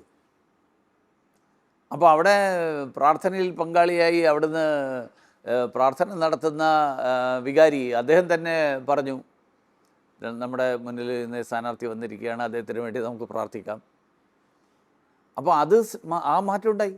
ആ മാറ്റം ഉണ്ടാക്കണം എന്നുള്ളത് തന്നെയായിരുന്നു ഞങ്ങളുടെ ആഗ്രഹം. അതിൽ നിന്ന് ഇന്ന് നമ്മൾ പോയി അടുത്ത ദിവസം എല്ലാവരും വോട്ട് ചെയ്തു, ആ സാഹചര്യം ഉണ്ടാവില്ലെന്ന് ഞങ്ങൾക്കറിയാം. എന്നാൽ ചില സ്ഥലങ്ങളിൽ ആ വോട്ട് കിട്ടിയിട്ടുണ്ട്. ഷോൺ ജോർജിന് പാലയിൽ കിട്ടിയ വോട്ട് അതിൻ്റെ അടിസ്ഥാനം. ഇതുപോലെയുള്ള ചില സ്ഥലങ്ങളിൽ അത് വോട്ടായിട്ട് മാറിയിട്ടുണ്ട്. ഞങ്ങളെ സംബന്ധിച്ചോളം ഞങ്ങൾ ഒരു സമുദായത്തെയും വോട്ട് ബാങ്കായിട്ടല്ല കാണുന്നത്. മറ്റു രണ്ടു കൂട്ടരും ഇവരെ രണ്ടുപേരെയും മുസ്ലിം വോട്ടാണെങ്കിലും ക്രിസ്ത്യൻ വോട്ടാണെങ്കിലും വോട്ട് ബാങ്കായിട്ടാണ് കാണുന്നത്. ഞങ്ങൾ വോട്ട് ബാങ്കായിട്ടല്ല കാണുന്നത്. ഞങ്ങൾ അവരുടെ ഈ നാട്ടിലെ പൗരൻ എന്നുള്ള നിലയിലാണ് കാണുന്നത്. ആ പൗരന്മാരുടെ ഇടയിൽ ധാരാളം ബുദ്ധിമുട്ടുകൾ അനുഭവിക്കുന്ന ആ സമുദായത്തിൽപ്പെടുന്ന ആൾക്കാരുമുണ്ട്. അവർക്ക് അർഹമായിട്ടുള്ളത് അവർക്ക് കിട്ടാൻ വേണ്ടിയിട്ട് ശ്രമിക്കണം. അതുകൊണ്ടാണ് മുനമ്പത്ത് ഞങ്ങൾ സമരം ചെയ്തത്. മുനമ്പത്തുകാരെ ഞങ്ങൾക്ക് വോട്ട് ചെയ്തില്ല ഇത്തവണ. എന്ന് പറഞ്ഞാൽ ജനങ്ങളൊക്കെ പ്രതീക്ഷിച്ച മുനമ്പം മുഴുവൻ BJPയോടൊപ്പം വരുന്നതാണ്. അതൊന്നും ഉണ്ടായിട്ടില്ല. അതുകൊണ്ട് ഞങ്ങളത് ഉടനെ നിലപാട് മാറ്റുക എന്നുള്ളതല്ല. അതിൻ്റെ പിന്നിൽ വേറൊരു കാരണം കൂടിയുണ്ട്. അതിൻ്റെ പിന്നിലുള്ള കാരണം, ഇപ്പോൾ ഉദാഹരണത്തിന് ആഗോളതലത്തിൽ ഭീകരതയ്ക്കെതിരായിട്ടുള്ള വലിയൊരു ശക്തി, വലിയൊരു മുന്നേറ്റം, ആ മുന്നേറ്റം നടന്നുകൊണ്ടിരിക്കുകയാണ്. ഐക്യരാഷ്ട്രസഭയിൽ ഉൾപ്പെടെ ഭീകരതയ്ക്കെതിരായിട്ട് എല്ലാ രാജ്യങ്ങളും ഒരുമിച്ച് നിൽക്കണം എന്നുള്ള സന്ദേശം ഐക്യരാഷ്ട്രസഭ തന്നെ നൽകിയിട്ടുണ്ട്. ലോകത്ത് ഏറ്റവും കൂടുതൽ ഭീകരതയുടെ ഇരകളായിട്ടുള്ള ആളുകൾ ക്രൈസ്തവ സമൂഹത്തിൽപ്പെടുന്ന ആൾക്കാരാണ്. ഏറ്റവും കൂടുതൽ കഷ്ടനഷ്ടങ്ങൾ സഹിക്കേണ്ടി വന്നത് അവരാണ്. ഇന്ത്യയിൽ ഹിന്ദുക്കളായിട്ടുള്ള ആൾക്കാരുണ്ട്. പക്ഷേ ഇന്ത്യയിലെ ഹിന്ദുക്കൾ 140 കോടിയാണ്. ലോകത്തിലെ 700 കോടി ജനങ്ങളിൽ വലിയ ജനസംഖ്യ ക്രൈസ്തവ സമൂഹമാണ്. ഇപ്പോൾ പാകിസ്ഥാനിലാണെങ്കിലും ശ്രീലങ്കയിലാണെങ്കിലും ക്രൈസ്തവ ദേവാലയങ്ങൾക്കകത്ത് കയറിയിട്ടാണ് പ്രാർത്ഥന നടക്കുന്ന സമയത്ത് ഭീകരവാദികൾ അവരെ കൊലപാതകം നടത്തിയത്. അതെ. അപ്പോൾ ഈ ഒരു ഭീകരതയ്ക്കെതിരായിട്ട് ഒരുമിച്ച് നിൽക്കുക എന്നുള്ള ഒരു സന്ദേശം, അത് BJPയെ സംബന്ധിച്ചോളം BJPയുടെ ഏറ്റവും പ്രധാനപ്പെട്ട BJPയുടെ പ്രവർത്തനത്തിൻ്റെ അടിസ്ഥാനമാണ്. അതിൽ ക്രൈസ്തവ സമൂഹം അതിൻ്റെ ബുദ്ധിമുട്ടുകൾ അനുഭവിക്കുന്നുണ്ടെങ്കിൽ നമ്മൾ അവരുമായിട്ട് ഒരുമിച്ച് വരണം. മുസ്ലിം സമൂഹത്തെ മുഴുവൻ ഭീകരവാദികളാക്കാനൊന്നും ഞങ്ങൾക്ക് ഉദ്ദേശമില്ല. പക്ഷേ മുസ്ലിം സമൂഹം ഭീകരവാദികൾക്കെതിരായിട്ട് ശക്തമായിട്ട് നിലപാടെടുക്കണം. മുസ്ലിം സമൂഹത്തിൽ ചില ആളുകൾ മാത്രമാണ് ഭീകരവാദത്തിന് വേണ്ടിയിട്ട് ശ്രമിക്കുന്നത്, ഭീകരവാദികളായിട്ട് പ്രവർത്തിക്കുന്നത്. അങ്ങനെ ഭീകരവാദികളായിട്ടുള്ള ആൾക്കാരെ ചൂണ്ടിക്കാണിച്ച് ഒറ്റപ്പെടുത്താൻ മുസ്ലിം സമൂഹത്തിൻ്റെ മുന്നോട്ട് വരണം. അങ്ങനെ വന്നു കഴിഞ്ഞാൽ മുസ്ലിം സമൂഹത്തിനും നാളെ മുസ്ലിം സമൂഹത്തിനും അതുകൊണ്ട് പ്രയോജനപ്പെടും. അപ്പോൾ ഈ ഒരു പശ്ചാത്തലം, ഈ ഒരു സാഹചര്യത്തിലാണ് ഭാരതീയ ജനതാ പാർട്ടി നടത്തുന്ന ഈ വിവിധ ജനവിഭാഗങ്ങളുമായിട്ട് ബന്ധമുണ്ടാക്കിയെടുക്കാൻ വേണ്ടിയിട്ട് നടത്തുന്ന ശ്രമങ്ങളെ കണ്ട്. സ്വാഭാവികമാണ് BJP ഇവിടെ വേരുറപ്പിക്കാൻ ശ്രമിക്കുമ്പോൾ എതിർപക്ഷം പല രീതിയിലുള്ള നെറേറ്റീവ് സൃഷ്ടിക്കും. അതിലൊന്നാണ് ഈ ന്യൂനപക്ഷ വിരുദ്ധമാണ് BJP എന്നുള്ളത്. ആ നെറേറ്റീവിനെ മറികടക്കാൻ എന്തെങ്കിലും പ്രത്യേക ശ്രമമുണ്ടോ, അതോ ഇതുപോലെ ഞങ്ങൾ ജനങ്ങൾക്ക് വേണ്ടിയാണ് പ്രവർത്തിക്കുന്നത്? അതിൻ്റെ ഒരു പ്രശ്നം എന്ന് വെച്ചാൽ BJP പ്രതിപക്ഷത്തിരിക്കുന്നിടത്തോളം കാലം BJPക്ക് ഇത്തരത്തിലുള്ള ശ്രമങ്ങൾ നടത്താനേ പറ്റുള്ളൂ. ഇപ്പം ഞാൻ മന്ത്രിയായി, ഞാൻ MP ആയിരുന്ന കാലഘട്ടം, ഈ കാലഘട്ടത്തിൽ വിദേശത്തുള്ള ആളുകൾ, ഇന്ത്യൻ പൗരന്മാർ മതവും സമുദായവും നോക്കാതെയാണ് അവർക്ക് വേണ്ടിയിട്ടുള്ള എല്ലാ കാര്യങ്ങളും ഞാൻ ചെയ്തത്.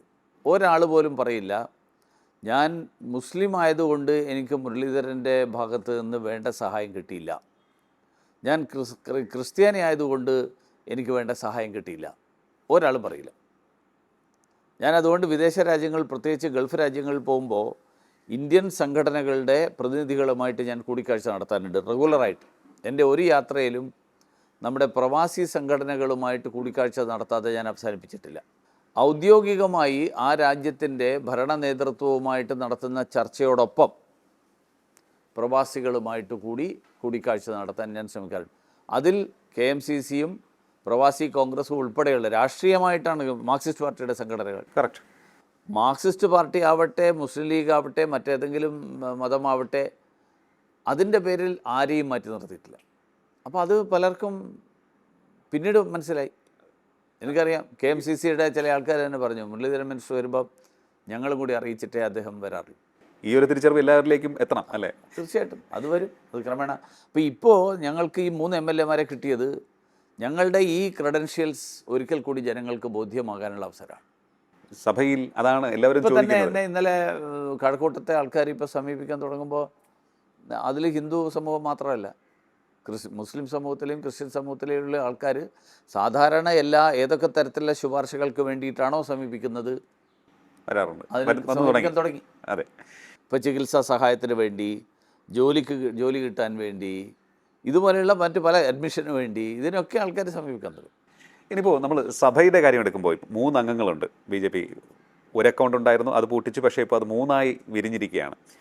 ഏത് തരത്തിലുള്ള പ്രവർത്തനങ്ങളും സമീപനവുമായിരിക്കും ഉണ്ടാവുക എന്നാണ്. കാരണം പണ്ടൊക്കെ നമ്മൾ നോക്കുമ്പോൾ പല നിരീക്ഷകരും വളരെ ഷാർപ്പായി തന്നെ പറയുന്നത്, പലപ്പോഴും ഭൂരിപക്ഷമായ ഹിന്ദുവിൻ്റെ വിശ്വാസവുമായി ബന്ധപ്പെട്ടുള്ള വൈകാരികമായിട്ടുള്ള വിഷയങ്ങൾ വരുമ്പോൾ ഇടതായാലും UDF ആണെങ്കിൽ തന്നെയും അതിനെ ഗൗരവത്തിൽ കാണാറില്ല. പലപ്പോഴും ചില നരേറ്റീവുകൾക്ക് അടിപ്പെട്ട് മുന്നോട്ട് പോകുന്ന കാഴ്ചയും കാണാറുണ്ട്. ഇങ്ങനെയുള്ള സാഹചര്യങ്ങളിൽ എന്തായിരിക്കും സമീപനം? അല്ല, തീർച്ചയായിട്ടും പാർശ്വവൽക്കരിക്കപ്പെട്ടവർക്ക് വേണ്ടി, ഇതുവരെ ശബ്ദമില്ലാതിരുന്നവർക്ക് വേണ്ടിയിട്ട് ശബ്ദമുയർത്താൻ ഞങ്ങൾ വരും. പാർശ്വവൽക്കരിക്കപ്പെട്ടവരാണ് ഹിന്ദു സമൂഹം. കാരണം CPM-ഉം കോൺഗ്രസും ഏറ്റവും പ്രാധാന്യം കൊടുക്കുന്നത് മറ്റുള്ളവർക്കാണ്, സംഘടിത മതങ്ങൾക്ക്. അപ്പോൾ ഹിന്ദു സമൂഹം സംഘടിതമല്ലാത്തതുകൊണ്ട് ഹിന്ദു സമൂഹത്തിൻ്റെ താല്പര്യങ്ങൾക്ക് ഒരു പടി താഴെ മാത്രമേ പ്രാധാന്യം കൊടുക്കാറുള്ളൂ. അത് ഞങ്ങൾ ഉയർത്തും. പക്ഷേ അതോടൊപ്പം ഞങ്ങൾ കേരളത്തിൻ്റെ വിശാലമായിട്ടുള്ള താല്പര്യങ്ങൾ, കേരളത്തിൻ്റെ പൊതുസമൂഹത്തിൻ്റെ താല്പര്യങ്ങൾ, കേരളത്തിൻ്റെ ദീർഘകാല അടിസ്ഥാനത്തിലുള്ള വികസന കാഴ്ചപ്പാടുകൾ, ഇത് മുൻനിർത്തിക്കൊണ്ടുള്ള നിലപാടും സമീപനവും. അതേസമയത്ത് രാഷ്ട്രീയമായിട്ട് ഈ 2 കൂട്ടരും ഒരു മുന്നണിയുടെ ഭാഗമാണ്. ഇപ്പോൾ ഈ DMK TVK വന്നപ്പോൾ കോൺഗ്രസ്സുകാരെ സംബന്ധിച്ചോളം ആരാണ് അധികാരത്തിൽ വരുന്നത് അവരുടെ കൂടെ കൂടുക എന്നുള്ള സമീപനം എടുക്കുന്ന ആൾക്കാരാണ്. അല്ലെങ്കിൽ ഇത്രയും കാലം വലിയ സെക്യുലർ ക്രെഡൻഷ്യൽസും BJP വിരുദ്ധ ഇതൊക്കെ പറഞ്ഞുകൊണ്ട് DMK-യുടെ കൂടെ രാവും പകലും നിൽക്കും. DMK-യുടെ മേൽവിലാസത്തിലാണ് അവർക്ക് 4 സീറ്റ് കിട്ടിയത്. ഒറ്റയ്ക്ക് കോൺഗ്രസ് തമിഴ്നാട്ടിൽ മത്സരിച്ച് കഴിഞ്ഞാൽ 1 സീറ്റ് കിട്ടാത്ത പാർട്ടിയാണ്. ആ കോൺഗ്രസ് തെരഞ്ഞെടുപ്പ് ഫലപ്രഖ്യാപനം വന്ന് 24 മണിക്കൂർ മുമ്പേ ചാടി ഇപ്പുറത്ത് വരിക എന്ന് പറഞ്ഞാൽ, അപ്പോൾ ഇത്രയും കാലം ഇവരെല്ലാവരും ഒരു മുന്നണിയുടെ ഭാഗമാണ്. ഇപ്പോഴും കേരളത്തിന് പുറത്തു പോയി കഴിഞ്ഞാൽ കോൺഗ്രസും CPM ഒറ്റ മുന്നണിയാണ്. അവരിവിടെ വന്നിട്ട് ഭരണപക്ഷത്തും പ്രതിപക്ഷത്തുമായിട്ട് ഇരുന്നിട്ട് പരസ്പരം പോരടിക്കുന്നു എന്ന് പറയുമ്പോൾ, ഞങ്ങളത് ജനങ്ങളുടെ മുന്നിൽ ഇതൊരു നാടകമാണ് എന്നുള്ളത് ജനങ്ങളുടെ മുന്നിൽ വ്യക്തമാക്കി കൊടുക്കാൻ ഞങ്ങൾ സഭാ തലം ഉൾപ്പെടെ പ്രയോജനപ്പെടുത്തും. അങ്ങീ പറഞ്ഞൊരു സംഭവം, ഇടതും വലതും ഒരു മുന്നണിയുടെ ഭാഗമാണ്. ഇപ്പോൾ ഇവിടെ 3 സീറ്റ്. പണ്ട് ബംഗാളിൽ 3 സീറ്റായിരുന്നു, അത് 77ലേക്ക് ഉയർന്നു, ഇപ്പോൾ അധികാരത്തിലേക്ക് വരികയാണ്. ഇവിടെയും അത് വിദൂരമല്ല എന്ന് പറയുന്നു. BJP 3-ൽ നിന്ന് 77-ലെത്തി, അവിടെ നിന്ന് ഭരണത്തിലേക്കെത്തി. CPM-ൻ്റെ അവസ്ഥ ഇപ്പോൾ ബംഗാളിൽ, ഇപ്പോൾ കേരളത്തിൽ BJP-ക്ക് മിനിമം 3 സീറ്റെങ്കിലും ഉണ്ട്. ബംഗാളിൽ 35 കൊല്ലം ഭരിച്ച ബംഗാളിൽ ആ 3 സീറ്റ് പോലും ഇല്ല CPM-ന്. CPM-ൻ്റെ അവസ്ഥ അതിലേക്കാണ്. കണ്ണൂർ പാർട്ടിയുടെ തകർച്ച ഈ തെരഞ്ഞെടുപ്പിൻ്റെ ഏറ്റവും വലിയ, അതാണ് ഞാൻ പറഞ്ഞത്, ഈ തെരഞ്ഞെടുപ്പ് നൽകുന്ന സൂചനകളെന്ന് പറയുമ്പോൾ CPM-ൻ്റെ ഒരു ഏകശിലാഫലകം എന്നൊക്കെ പറയാവുന്ന ഒരു സംവിധാനമായിരുന്നു കണ്ണൂരിലെ പാർട്ടി. ഇന്ത്യ മുഴുവനുള്ള പാർട്ടി മാതൃകയായിട്ട് കണ്ടിരുന്ന ഒരു സംവിധാനമാണ് CPM-ൻ്റെ കണ്ണൂർ പാർട്ടി. ആ കണ്ണൂർ പാർട്ടിയിൽ മട്ടന്നൂരിൽ കഷ്ടിച്ച് ജയിച്ചു എന്ന് തോന്നുന്നു. തളിപ്പറമ്പും പയ്യന്നൂരും തൃക്കരിപ്പൂരും വലിയ പരാജയം. 20,000 വോട്ടിന് പയ്യന്നൂരിൽ തളിപ്പറമ്പിൽ CPM പരാജയപ്പെടുക. ഒരാളും കണ്ണൂർ ജില്ലയിലുള്ള ഒരാളും ഇന്ന് വരെ സ്വപ്നത്തിൽ പോലും പ്രതീക്ഷിക്കാത്തൊരു കാര്യമാണ്. CPM അത് പരാജയപ്പെടാൻ സാധ്യതയുണ്ട് എന്ന് തിരിച്ചറിയാൻ പോലും CPMന് കഴിഞ്ഞില്ല എന്നുള്ളതാണ് ഏറ്റവും വലിയ പരാജയം. പരാജയപ്പെടുന്നതല്ല പരാജയം, അതിനേക്കാൾ വലിയ പരാജയം അത് മുൻകൂട്ടി അറിയാൻ അവർക്ക് കഴിഞ്ഞില്ല എന്നുള്ളതാണ്. കറക്റ്റ്. ഈ നോമിനേഷൻ കൊടുക്കാൻ TK ഗോവിന്ദൻ പോകുന്നത്, TK ഗോവിന്ദനോ കുഞ്ഞികൃഷ്ണനോ പോകുന്നത് ഒരു കേന്ദ്ര കമ്മിറ്റി അംഗത്തെ കണ്ടിട്ടാണ് എന്നാണ് മാധ്യമങ്ങൾ റിപ്പോർട്ട് ചെയ്തത്. ആ കേന്ദ്ര കമ്മിറ്റി അംഗം ഇപ്പോഴും അവിടെ ഇരിക്കുകയാണ്. അപ്പോൾ പിന്നെ എന്ത് പാർട്ടിയാണ്? ആ പാർട്ടി തകർന്നു കഴിഞ്ഞു. അപ്പോൾ ആ സാഹചര്യത്തിൽ BJPയുടെ റോൾ വളരെ വളരെ പ്രാധാന്യമുള്ള റോളാണ്. ഞങ്ങളത് തിരിച്ചറിയുന്നു. CPMൻ്റെ വലിയൊരു ആശങ്ക അവരുടെ ഹിന്ദു ബേസ് BJPയിലേക്ക് മാറി, പ്രത്യേകിച്ച് OBC വോട്ട്, ഈഴവ വോട്ട് വലിയ രീതിയിൽ BJPയിലേക്ക് മാറുന്നു എന്നുള്ളതാണ്. തീർച്ചയായിട്ടും അത് മാറിക്കൊണ്ടിരിക്കുകയാണ്. അത് 2011 കാലഘട്ടം തൊട്ട് മാറിക്കൊണ്ടിരിക്കുകയാണ്. കാരണം കേരളത്തിൽ BJPക്കകത്ത് എല്ലാ പാർട്ടികളിലും പെടുന്ന ആളുകൾ ഉണ്ടായിരുന്നുവെങ്കിലും BJPയുടെ നേതൃത്വം പൊതുവെ കേരളത്തിലെ നായർ സമുദായത്തിൽപ്പെടുന്ന ആളുകളായിരുന്നു. പക്ഷേ അതിനൊരു മാറ്റം വന്നു. കഴിഞ്ഞ ഒരു 15 വർഷക്കാലത്തിനിടയിൽ ധാരാളം മാറ്റം വന്നു. BJPയുടെ നേതൃത്വത്തിലേക്ക് ധാരാളം പിന്നോക്ക വിഭാഗത്തിൽപ്പെടുന്ന ആളുകൾ കടന്നു വന്നു. അത് വന്നതോടുകൂടി ആ വിഭാഗത്തിൽപ്പെടുന്ന ആളുകൾക്ക് ബോധ്യമായി തുടങ്ങി BJP ഞങ്ങൾ അങ്ങനെ അകറ്റി നിർത്തുന്നതല്ല. കാരണം അങ്ങനെയുള്ള വിഭാഗത്തിൽ നിന്നുള്ള ആളുകൾക്ക് അവിടെ പോയി BJPയുടെ സംസ്ഥാന അധ്യക്ഷനാകാൻ കഴിയും എന്ന് വരുമ്പോൾ സാധാരണക്കാരായിട്ടുള്ള ആളുകൾക്ക് അത് ബോധ്യമായി. അതിൻ്റെ മാറ്റം, ആ പ്രതിഫലനം തെരഞ്ഞെടുപ്പിൽ വോട്ടിൽ പ്രതിഫലിച്ച് തുടങ്ങിയിട്ടുണ്ട്. ആ സാഹചര്യം വരും ദിവസങ്ങളിൽ അത് കൂടുതൽ സജീവമായിട്ട് വരും. ഈ UDFലും വലിയ രീതിയിലുള്ള അവർക്കൊരു അക്സെപ്റ്റൻസ് കിട്ടുന്നില്ല എന്ന്, ഈഴവ വിഭാഗത്തിന് അക്സെപ്റ്റൻസ് കിട്ടുന്നില്ല, അവരെ റെക്കഗ്നൈസ് ചെയ്യുന്നില്ല, നേതൃത്വത്തിലേക്ക് സ്ഥാനമാനങ്ങൾ കൊടുക്കുന്നതിൽ, മന്ത്രിസ്ഥാനം കൊടുക്കുന്നതിലൊക്കെ തന്നെ വലിയ അതൃപ്തിയുണ്ട് എന്ന് ഇപ്പോൾ തന്നെ വാർത്തകൾ വന്നുകൊണ്ടിരിക്കുകയാണ്. ആ ഒരു ഘട്ടം കൂടി ഉണ്ടെന്ന് തോന്നുന്നു. എനിക്കൊന്ന് ഒരു വലിയൊരു ഒഴുക്ക് ഉണ്ടാകാനുള്ള സാധ്യതയുണ്ട്. തീർച്ചയായിട്ടും ഉണ്ടാവും. മറ്റൊന്ന്, ഈ കഴക്കൂട്ടം മണ്ഡലം വളരെ വ്യത്യസ്തമായ ഒരു മണ്ഡലമാണ്. IT ഹബ്ബുണ്ട്, അതുപോലെ തന്നെ ഒട്ടേറെ കാര്യങ്ങളുണ്ട്. കഴക്കൂട്ടത്തിന് എന്തൊക്കെയാണ് പ്രതീക്ഷിക്കാവുന്നത് എന്നുള്ളത് സംബന്ധിച്ച് എന്തെങ്കിലും ഒരു തീരുമാനത്തിലേക്ക് എത്തിയിട്ടുണ്ട്? തീർച്ചയായിട്ടും ഞാൻ ഈ തെരഞ്ഞെടുപ്പിൽ മത്സരിക്കാൻ തുടങ്ങുമ്പോൾ എന്ന ഘട്ടത്തിൽ ഞാൻ ഏതാണ്ട് ജനുവരി ഫെബ്രുവരി മാസത്തിൽ ഒരു രാഷ്ട്രീയ പ്രവർത്തകൻ എന്നുള്ള നിലയിലും പൊതുപ്രവർത്തകൻ എന്നുള്ള നിലയിലും ഇവിടെ ഈ മണ്ഡലത്തിലെ ജനങ്ങൾ നേരിടുന്ന പ്രശ്നങ്ങളെക്കുറിച്ചിട്ടുള്ള ഒരു പൊതുധാരണ എനിക്ക് ഉണ്ട് സ്വാഭാവികമായി. പക്ഷേ വിദഗ്ധന്മാരുടെ കൂടി അഭിപ്രായം കണക്കിലെടുത്തുകൊണ്ട് അതുകൂടി മനസ്സിലാക്കിക്കൊണ്ട് ഇതിന് പരിഹാര മാർഗങ്ങൾ എന്താണ് എന്നുള്ളതിനെക്കുറിച്ചിട്ടുള്ള ആലോചനകൾ ഞാൻ തുടങ്ങിയിരുന്നു. അതുകൊണ്ട് ഒരു വിഷൻ കഴക്കൂട്ടം എന്നുള്ള പേരിൽ ഞങ്ങളൊരു ഡോക്യുമെൻ്റ്, വളരെ ഡീറ്റെയിൽ ആയിട്ടുള്ള ഡോക്യുമെൻ്റ്, അങ്ങനെ ഒരു ഡോക്യുമെൻ്റ് തെരഞ്ഞെടുപ്പിന് മുമ്പ് തയ്യാറാക്കി ജനങ്ങളുടെ മുന്നിൽ അവതരിപ്പിച്ചിരുന്നു. അപ്പോൾ ഇനിയിപ്പോൾ അതിൻ്റെ തുടർ പ്രവർത്തനങ്ങളിലേക്ക് കടക്കാൻ പോവുകയാണ്. അതായത് വിവിധ വിഷയങ്ങളെ സബ്ജക്റ്റ് ഏതാണ്ട് 9 ഏരിയ നമ്മൾ ഫോക്കസ് ചെയ്തിട്ടുണ്ട്. ആ 9 ഏരിയക്ക് വേണ്ടിയിട്ടുള്ള ഒരു ടാസ്ക് ഫോഴ്സ്, ഓരോ ഏരിയയിലും വിദഗ്ധന്മാരായിട്ടുള്ള ആളുകൾ ഉൾക്കൊള്ളുന്ന ടാസ്ക് ഫോഴ്സ്. ആ ടാസ്ക് ഫോഴ്സ് ഇനി വരുന്ന കാലം ഈ മണ്ഡലത്തിൽ ഏതൊക്കെ തരത്തിലുള്ള മാറ്റങ്ങൾ എങ്ങനെ നടപ്പിലാക്കണം എന്നുള്ളതിനെ സംബന്ധിച്ചിട്ടുള്ള ആ രൂപരേഖ ആയിട്ട് ഞങ്ങൾ വർക്ക് ചെയ്യും. അതിനു വേണ്ടിയിട്ടുള്ള വർക്ക് തുടങ്ങിക്കഴിഞ്ഞു. കാരണം ഈ മണ്ഡലം നേരിടുന്ന അടിസ്ഥാന പ്രശ്നം, ഏറ്റവും രൂക്ഷമായിട്ടുള്ള അടിസ്ഥാന പ്രശ്നം, ഒന്ന് കുടിവെള്ളം, ജലദൗർലഭ്യം. 2, ഈ മെയിൻ റോഡ് ഒഴിവാക്കി കഴിഞ്ഞാൽ ബാക്കിയുള്ള റോഡുകളുടെ ദുരവസ്ഥ. ഇത് രണ്ടിലും പരിഹാരം കണ്ടെത്തുക എന്നുള്ളതിൽ മുൻഗണന നൽകുകയും അതോടൊപ്പം ആരോഗ്യമേഖല, തൊഴിൽ പരിശീലനത്തിൻ്റെ മേഖല, ഈ മേഖലകളിൽ ഊന്നൽ നൽകുകയും. കാരണം വെള്ളവും റോഡും വേണം. കാരണം വികസനം മുന്നോട്ട് പോകണമെങ്കിൽ വെള്ളമില്ലാതെ കുടിക്കാതെ ജനങ്ങൾക്ക് ജീവിക്കാൻ പറ്റില്ല, സഞ്ചാരയോഗ്യമായിട്ടുള്ള റോഡുകളില്ലാതെ മുന്നോട്ട് പറ്റില്ല. പക്ഷേ ഇത് രണ്ടും മാത്രം പോരാ. ഇതിൽ നിന്ന് ആരോഗ്യമുള്ള ഒരു സമൂഹം ഉണ്ടാവണം, അതോടൊപ്പം തൊഴിൽ പരിശീലനത്തിന് വേണ്ടിയിട്ടുള്ള വളരെ ഊർജിതമായിട്ടുള്ള ശ്രമം. ഇപ്പോൾ ഇവിടെ നിന്നുള്ള തൊഴിലാഗ്രഹിക്കുന്ന ആളുകൾ, അങ്ങനെയുള്ള ആളുകളുടെ മുഴുവൻ ഒരു ഡാറ്റാബേസ് ഉണ്ടാക്കി അവർക്ക് പറ്റുന്ന തരത്തിലുള്ള തൊഴിലുകൾ സൃഷ്ടിക്കാൻ വേണ്ടിയിട്ടുള്ള ശ്രമം, ആ ശ്രമം നടത്തണം എന്നുള്ള ഒരു ഐഡിയയിലാണ് ഞങ്ങൾ വർക്ക് ചെയ്തിട്ട്. മറ്റൊന്ന്, യു ഡി എഫിന് ഭരണം ലഭിച്ചാൽ ജമാഅത്തെ ഇസ്ലാമി ആയിരിക്കും കാര്യങ്ങൾ നിയന്ത്രിക്കുക, തീരുമാനിക്കുക എന്ന ഒരു വാർത്ത അല്ലെങ്കിൽ അത്തരത്തിലുള്ള ആരോപണങ്ങൾ, അത്തരത്തിലുള്ള പ്രസ്താവനകളൊക്കെ തന്നെ എല്ലാ പാർട്ടികളുടെ ഭാഗത്തു നിന്നും ഉണ്ടായിട്ടുണ്ട്. അത് BJP മാത്രമല്ല, LDFും ശക്തമായി തന്നെ ഉന്നയിച്ചതാണ്. നമ്മുടെ സഭയ്ക്ക് പുറത്ത് പണ്ടൊക്കെ BJP എല്ലാ വിഷയങ്ങളും ഉയർത്തി പ്രതിഷേധം ഉന്നയിക്കുമായിരുന്നു. പക്ഷേ ഇനിയിപ്പോൾ സഭയ്ക്കകത്തും അതിനുള്ള സാധ്യതയുണ്ട്. ഇങ്ങനെയുള്ള ശ്രമങ്ങൾ ഏതെങ്കിലും തരത്തിലുണ്ടായാൽ അതിനെ ഫലവത്തായി നേരിടാൻ സാധിക്കും എന്നുള്ളൊരു ആത്മവിശ്വാസം. തീർച്ചയായിട്ടും. അതിലിപ്പോൾ തന്നെ ഈ ആശങ്ക ശരിയായിരുന്നു എന്ന് തെളിയിക്കുന്ന രീതിയിലാണ് ഇപ്പോൾ കാര്യങ്ങൾ നീങ്ങുന്നത്. കാരണം മുസ്ലിം ലീഗ് ആദ്യം എടുത്ത പരസ്യമായിട്ടുള്ള നിലപാട് മുഖ്യമന്ത്രി ആരായിരിക്കണം എന്നുള്ളത്, മുഖ്യമന്ത്രി സ്വാഭാവികമായിട്ടും കോൺഗ്രസ് ആയിരിക്കും.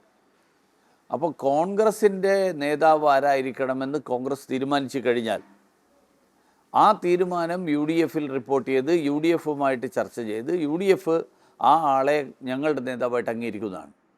പക്ഷെ അതിനിടയിൽ കോൺഗ്രസ് ഹൈക്കമാൻഡ് നിയോഗിച്ച നിരീക്ഷകർ അവർ വിളിക്കാതെ തന്നെ ലീഗിൻ്റെ പ്രതിനിധികൾ അങ്ങോട്ട് പോയി കണ്ടിട്ട് അവരുടെ അഭിപ്രായം പറയുകയാണ്.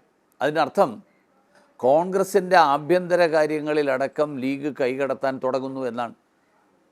അതൊരു വളരെ ഗൗരവമുള്ളൊരു വിഷയമാണ്. അപ്പോൾ ലീഗ് കോൺഗ്രസിൻ്റെ ആഭ്യന്തര കാര്യങ്ങൾ, അവരുടെ കാര്യം തീരുമാനിക്കാൻ അവർക്ക് അവകാശമുണ്ട്. പക്ഷേ കോൺഗ്രസിൻ്റെ ആഭ്യന്തര കാര്യങ്ങളിലടക്കം കൈകടത്തുന്ന ഒരു സാഹചര്യം ഇതിനു മുമ്പത്തെ സർക്കാരുകളുടെ കാലത്തൊന്നും ഉണ്ടായിട്ടില്ല. 5ാം മന്ത്രി എന്ന് പറഞ്ഞിട്ട് പ്രഖ്യാപിച്ചു, അത് വേറെ. ആ ഒരു സാഹചര്യം ഒഴിച്ചാൽ മന്ത്രിസഭാ രൂപീകരണത്തിൽ ഞങ്ങൾക്ക് 5 വേണം എന്ന് പരസ്യമായിട്ടാണ് ആദ്യമേ തന്നെ പ്രഖ്യാപിക്കുന്നത്. അത് ഒഴിവാക്കി കഴിഞ്ഞാൽ ലീഗിൻ്റെ സ്വാധീന മേഖലകളും അവരെടുക്കുന്ന തീരുമാനങ്ങളും അതിനെ നടപ്പിലാക്കാൻ വേണ്ടിയിട്ടുള്ള ശ്രമങ്ങളൊക്കെ നടത്തി എന്നുള്ളതല്ലാതെ കോൺഗ്രസ് ആരെ തീരുമാനിക്കണമെന്ന് പറയുന്നൊരു സ്ഥിതി ഉണ്ടായിരുന്നില്ല. അത് ഇപ്പോൾ ചെയ്തു തുടങ്ങി. അതോടൊപ്പം ആരോഗ്യം, വിദ്യാഭ്യാസം, വ്യവസായം, ഈ 3 മേഖലകൾ ഞങ്ങൾക്ക് വേണം എന്നാവശ്യപ്പെട്ടതായിട്ടാണ് മാധ്യമങ്ങൾ റിപ്പോർട്ട് ചെയ്തിട്ടുള്ളത്.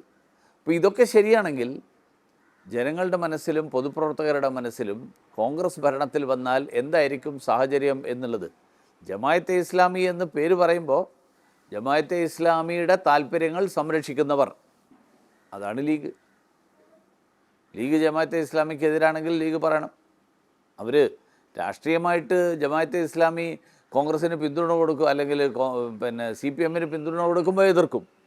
പക്ഷേ ജമാഅത്തെ ഇസ്ലാമി ലീഗിൻ്റെയും കോൺഗ്രസിൻ്റെയും കൂടെ നിന്നിട്ട് ശ്രമിക്കുകയാണെങ്കിൽ ലീഗിന് എതിർപ്പുണ്ടാകുന്നു എനിക്ക് തോന്നുന്നില്ല. ഓക്കെ. ഇപ്പോൾ അങ്ങ് തന്നെ പറഞ്ഞതായി കേട്ടു, വിദ്യാഭ്യാസ വകുപ്പ് ഇക്കുറി കോൺഗ്രസ് കയ്യിൽ വെക്കണം, ലീഗിന് കൊടുക്കരുത് എന്ന്. അല്ല, ഞാനതുകൊണ്ടാണ് പറഞ്ഞത്, കേരളത്തിൻ്റെ താല്പര്യങ്ങൾ കോൺഗ്രസ് മനസ്സിലാക്കണം, കേരളത്തിൻ്റെ പൊതുവികാരം മനസ്സിലാക്കണം. അപ്പോൾ അതിൻ്റെ അടിസ്ഥാനത്തിലാണ് ഞാൻ പറഞ്ഞത്, ആര് ഏതൊക്കെ വകുപ്പുകൾ കൈകാര്യം ചെയ്യണം എന്നുള്ളത് അവരുടെ ഒരു ആഭ്യന്തര പ്രശ്നമാണ്. എങ്കിൽ പോലും വിദ്യാഭ്യാസം ലീഗിന് കൊടുക്കുന്നത് ഉചിതമാണോ എന്ന് കോൺഗ്രസ് പരിശോധിക്കണം. അത് കേരളത്തിൻ്റെ പൊതുവികാരം. ഓക്കെ. മറ്റൊന്ന്, ഈ പ്രതിപക്ഷവുമായി സഹകരിക്കേണ്ടി വരും പല വിഷയങ്ങളിലും. CPMുമായി സഹകരിക്കേണ്ടി വരുമ്പോൾ എന്തായിരിക്കും ഒരു... അല്ല, സ്വാഭാവികമായും നിയമസഭ എന്ന് പറയുന്നത്, ഇപ്പോൾ പാർലമെൻറ്റിൽ എനിക്ക് 6 വർഷത്തെ എൻ്റെ അനുഭവത്തിൻ്റെ അടിസ്ഥാനത്തിൽ എനിക്ക് പറയാൻ പറ്റും.